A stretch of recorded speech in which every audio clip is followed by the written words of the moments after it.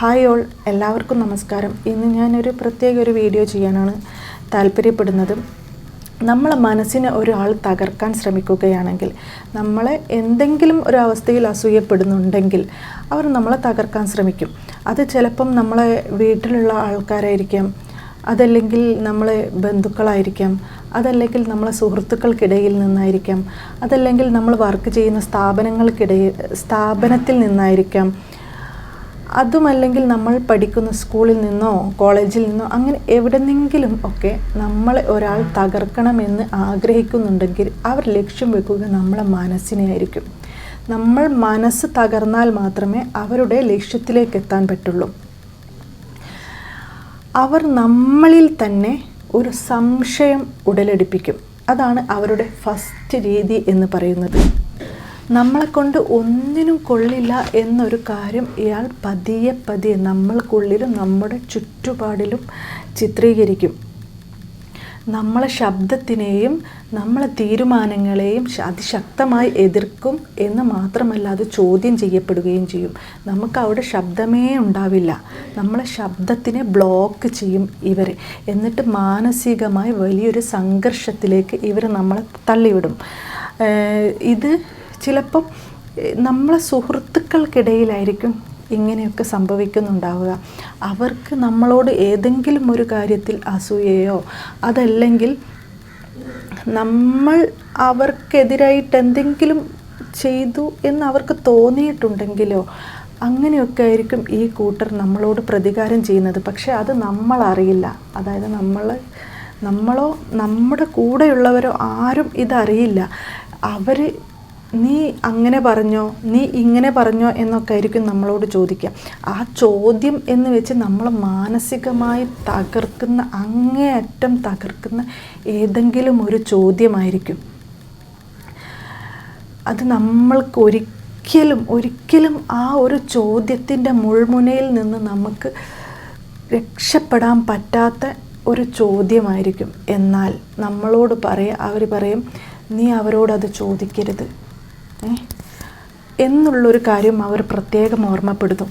നമുക്ക് ഇവരോടുള്ള ഒരു ബന്ധം കാരണം നമ്മൾ ഇവരെ റെസ്പെക്റ്റ് ചെയ്യുന്നുണ്ടാവും, സ്നേഹിക്കുന്നുണ്ടാവും. അപ്പം നമ്മളെന്ത് ചെയ്യും?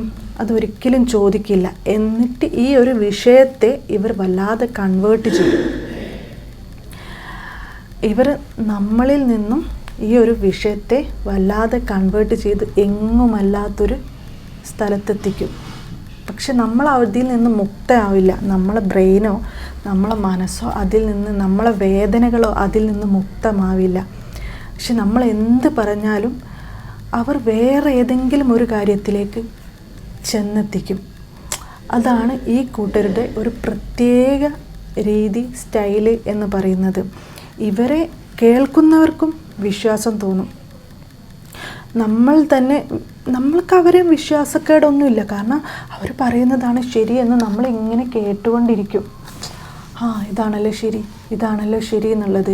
പക്ഷേ നമ്മൾ ഖുർആൻ പറഞ്ഞിട്ടുണ്ടല്ലോ, ചിന്തിക്കുന്നതിന് ദൃഷ്ടാന്തമുണ്ട് എന്നുള്ളത്. നമ്മൾ അതിൻ്റെ പുറത്തേക്ക് ചിന്തിക്കുകയാണെങ്കിൽ അതങ്ങനെയല്ല.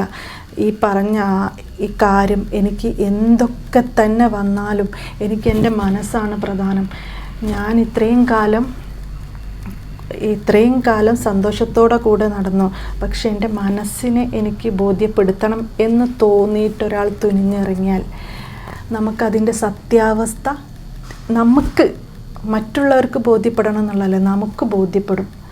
അത് നമ്മളൊരു എന്തൊക്കെ തന്നെ ആയിരിക്കട്ടെ, ചിലപ്പം നമുക്ക് അവിടെ നമ്മളെ ജോലി തന്നെ നഷ്ടപ്പെട്ടെന്ന് വരാം, അതല്ലെങ്കിൽ നമ്മളൊരു നല്ലൊരു ഫ്രണ്ട്ഷിപ്പ് നഷ്ടപ്പെട്ടെന്ന് വരാം, നമ്മൾ അത്രയും കാലം കൊണ്ടെടുക്കുന്ന ഫ്രണ്ട്ഷിപ്പ് നഷ്ടപ്പെട്ട് എന്ന് വരാം, അതല്ലെങ്കിൽ നമ്മളെ ബന്ധങ്ങൾക്ക് തന്നെ ഒരു വിള്ളലുണ്ടാക്കി എന്ന് വരാം. പക്ഷെ നമ്മൾ മനസ്സിനെ ഇങ്ങനെ ഇല്ലാതാക്കി, നമ്മളെ തന്നെ ഇല്ലാതാക്കി ഈ ഒരു കാര്യത്തിന് വേണ്ടിയിട്ട്, നല്ലൊരു ഫ്രണ്ട്ഷിപ്പിന് വേണ്ടിയിട്ട്, അതല്ലെങ്കിൽ ഈ കപട ഫ്രണ്ട്ഷിപ്പിന് വേണ്ടിയിട്ട്, അല്ലെങ്കിൽ ഈ ഒരു കപട സ്ഥാപനത്തിന് വേണ്ടിയിട്ട്, അതല്ലെങ്കിൽ ഒരു കപട ബന്ധത്തിന് വേണ്ടിയിട്ട് നമ്മൾ നമ്മളെ മനസ്സിന് ഒരിക്കലും കൊല്ലാൻ വിട്ടുകൊടുക്കരുത്.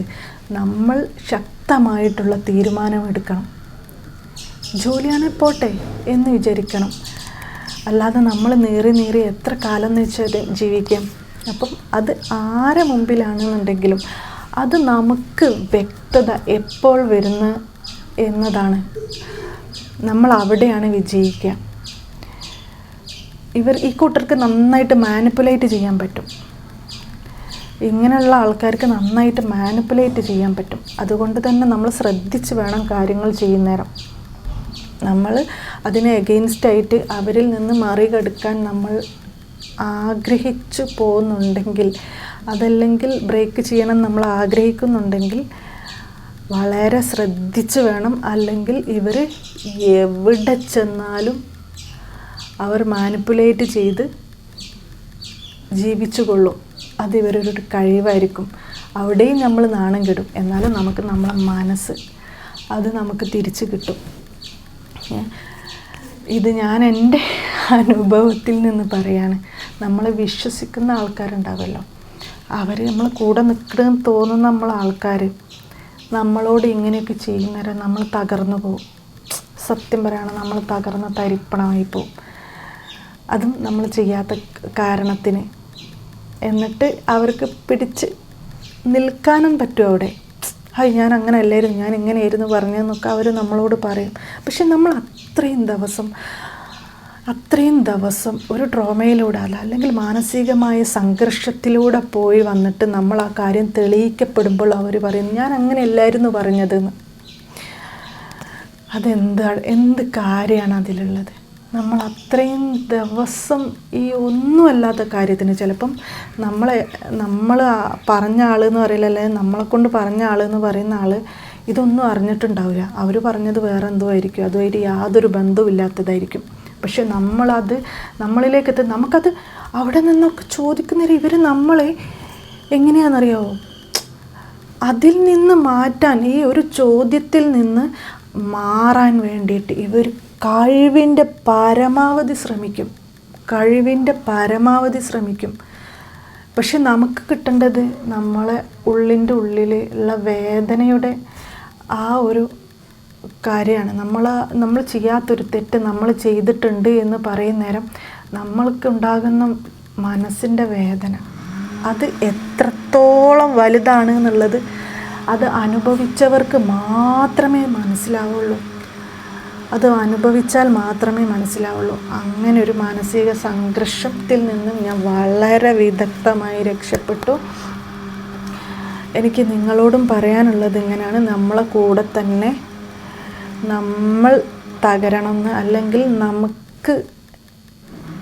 നമ്മളെ ഏതെങ്കിലും ഒന്ന് നഷ്ടപ്പെടണം, അല്ലെങ്കിൽ നമ്മളെ മാനസികമായി തകർക്കണമെന്നോ, അതല്ലെങ്കിൽ നമ്മളെ സങ്കടം കാണണമെന്നോ, അതല്ലെങ്കിൽ എന്തോ ആഗ്രഹിക്കുന്ന ചിലർ നമ്മളെ കൂടെ ഉണ്ടാവും. അതല്ലെങ്കിൽ ഇവരെ ഈ പറയുന്ന ആളെ പറഞ്ഞ് മാറ്റിയ ആരെങ്കിലും ഉണ്ടാവും. അവർക്ക് വേണ്ടിയിട്ടായിരിക്കും നമ്മളോട് ഇങ്ങനെയൊക്കെ കാര്യങ്ങൾ ചെയ്യുന്നത്. മറ്റാർക്കോ വേണ്ടിയിട്ടായിരിക്കും, ചിലപ്പം അവരെ പ്രിയപ്പെട്ടവർക്ക് വേണ്ടിയിട്ടായിരിക്കും ചിലപ്പം അങ്ങനെയുള്ള കാര്യങ്ങളൊക്കെ ചെയ്യുന്നത്. അതല്ലെങ്കിൽ എങ്ങനെയൊക്കെയാണെന്നുണ്ടെങ്കിലും നമ്മളെ മനസ്സിനെ തകർക്കണമെന്നുള്ള ഉദ്ദേശം മാത്രമായിരിക്കും. പക്ഷെ നമ്മളാണെങ്കിൽ അതൊരിക്കലും തിരിച്ചറിയയില്ല. നമ്മൾ അതിലേക്ക് ആഗ്രഹത്തോടു കൂടി അതെന്താണ് എന്നുള്ളത് എനിക്ക് അറിയണം എന്നൊരാഗ്രഹത്തോടു കൂടി നമ്മൾ മുന്നോട്ട് പോയാൽ അവർ എവിടെയൊക്കെ നമ്മളെ ബ്ലോക്ക് ചെയ്യാനാകോ അത് മാനസികമായിട്ട് അത് അവരങ്ങനെ ശ്രമിച്ചു കൊണ്ടേയിരിക്കും. ലാസ്റ്റ് ഞാൻ അതിൽ നിന്ന് രക്ഷപ്പെട്ടിട്ടുണ്ട്. എനിക്ക് നിങ്ങളോട് പറയണം, നിങ്ങൾ ആരെങ്കിലും ഇങ്ങനൊരു വിഷമം അനുഭവിച്ചിട്ടുണ്ടെങ്കിൽ, അനുഭവിക്കുന്നുണ്ടെങ്കിൽ നിങ്ങളത് പറഞ്ഞു തീർക്കണം. കാരണം നിങ്ങൾ ഒരിക്കലും ഒരാൾക്ക് വേണ്ടിയിട്ട് നമ്മളെ മനസ്സിനെ വിട്ടുകൊടുക്കരുത് എന്ന് മാത്രമാണ് എനിക്ക് പറയാനുള്ളത്. Okay, thank you.